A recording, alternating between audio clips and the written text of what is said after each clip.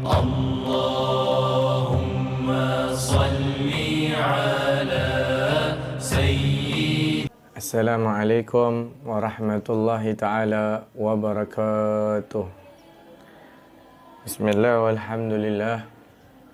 Wassalatu wassalamu ala sayyidina Rasulillah wa ala alihi wa sahbihi wa man walah wa la hawla wa la quwwata illa billah. Allahumma rzuqna fahman ka fahmin nabiyyin wa hifdhan ka hifdhal mursalin bijahi sayyidina Muhammadin sallallahu alaihi wasallam, amma ba'd. Para jamaah, mudah-mudahan kita semua dijauhkan dari berbagai macam fitnah, dari berbagai macam bahaya, penyakit, dan juga malapetaka. Mudah-mudahan kita semua dalam lindungan Allah Subhanahu wa Ta'ala. Amin ya Rabbal Alamin. Melanjut daripada taklim mingguan kita, masih terus kita istiqamah dalam keadaan apapun untuk belajar ilmu, yang dimana ilmu ini diwajibkan bagi setiap orang yang beragama Islam. Sabda Rasulullah SAW, talabul ilmi faridatun ala kulli muslimin, di mana menuntut ilmu yaitu sangat diwajibkan sekali atas setiap orang muslim. Ilmu apa yang wajib kita pelajari? Ilmu yang wajib kita pelajari ada 3 inti dari semua ilmu. Yang pertama adalah ilmu tauhid, keimanan kita kepada Allah Subhanahu wa Ta'ala, baik sifat wajibnya, baik sifat mustahilnya, baik sifat jaiznya.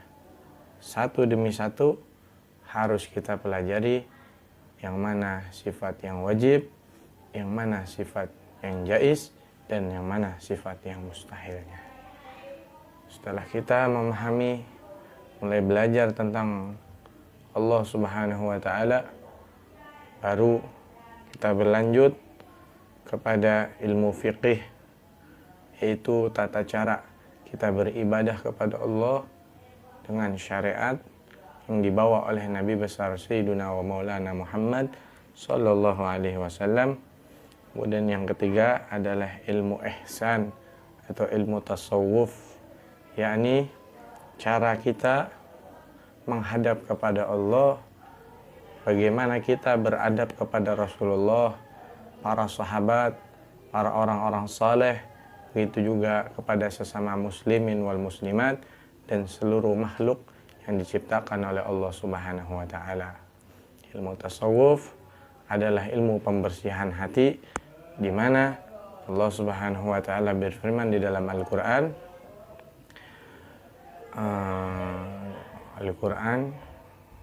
Allah Subhanahu wa Ta'ala berfirman, illa man atallaha biqalbin salim. Nah, sepotong, tidak akan selamat seseorang yang berjumpa kepada Allah nanti di akhirat kecuali orang yang memiliki hati yang selamat, baik dari kekufuran, baik dari kemunafikan, baik dari sifat-sifat takabur, ujub, sum'ah, riya, dan lain sebagainya. Mudah-mudahan sedikit demi sedikit kita semua diberikan oleh Allah ilmu yang bermanfaat. Amin ya Rabbal Alamin.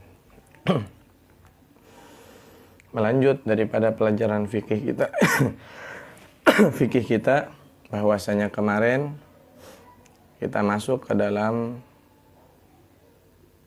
farduan wudu yang keempat, yang ketiga, yaitu mencuci kedua tangan kita sampai 2 sikut. Setelah itu masuk kepada dalam fardu yang keempat. Apa kefarduan yang keempat ketika kita berwudu? Adalah mengusap sebagian daripada kulit kepala ataupun rambut di dalam batasnya.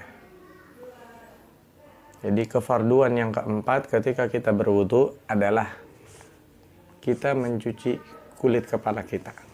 Seandainya orang itu kepalanya botak, maka wajib dicuci.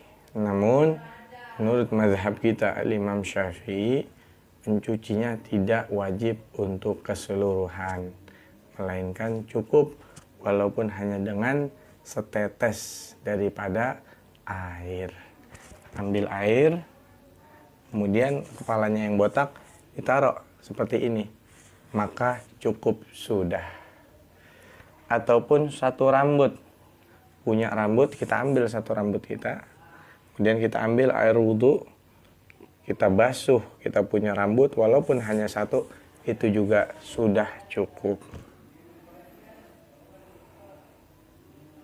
Ya, tapi kata di sini, adapun masalah mengenai rambut, supaya syaratnya rambut itu tidak keluar dari batasnya.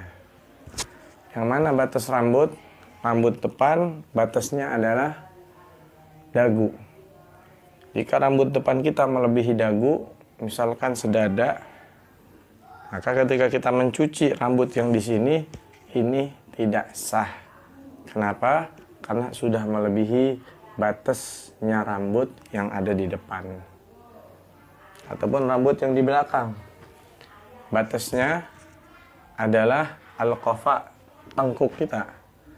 Jika kita memiliki rambut lebih dari tengkuk, kemudian kita cuci yang bawahnya saja, maka tidak sah mencuci rambutnya.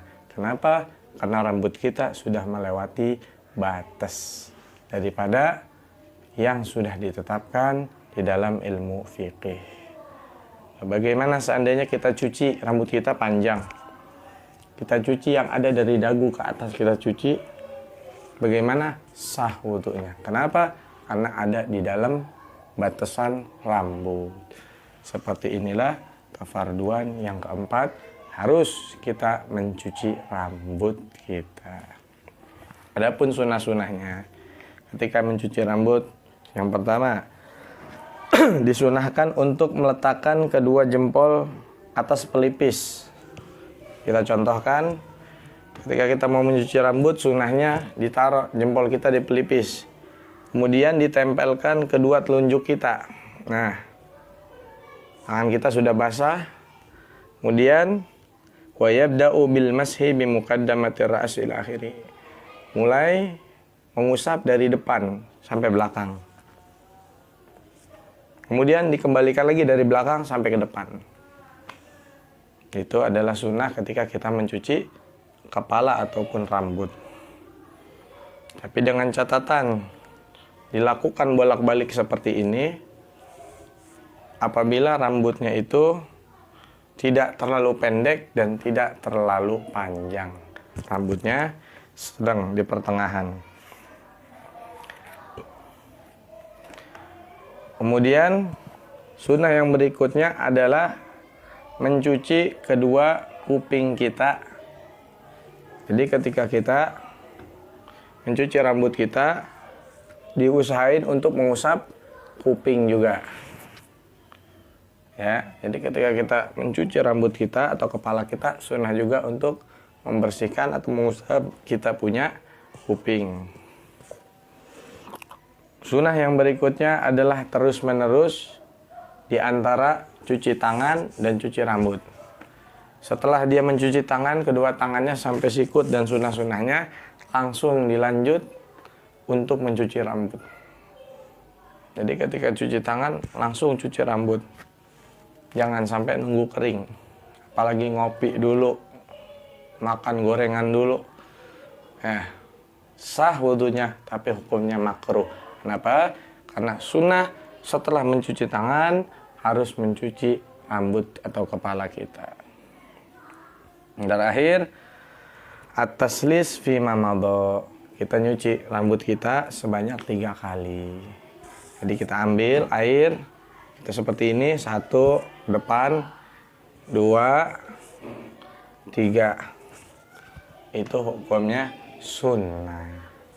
Jadi intinya kefarduan yang keempat adalah mencuci kepala, sebagian kepala ataupun satu daripada rambut kita.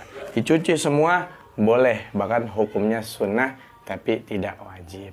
Gitu juga dengan sunnah-sunnahnya yang telah Al-Fakir sebutkan. Mudah-mudahan kita bisa mengamalkannya. Allahul muwafiq ila aqwamit thoriq. Wassalamualaikum warahmatullahi taala wabarakatuh.